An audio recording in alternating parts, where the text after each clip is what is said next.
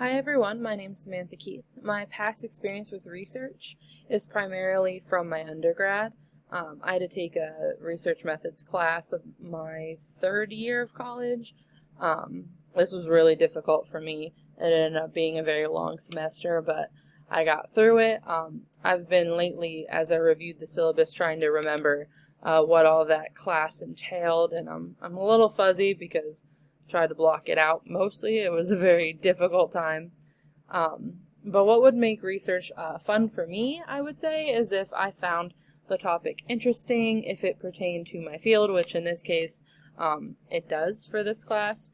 Back in my undergrad, it didn't really apply to psychology or anything in that area. What excites me most about this course, I would say, is the agency research team project. I'm excited to do this. I'm also nervous. Usually, I'm not a big fan of group projects, but I think in this case, it will be interesting to do this with other people, kind of get feedback from others, and work together. So I look forward to meeting all of you.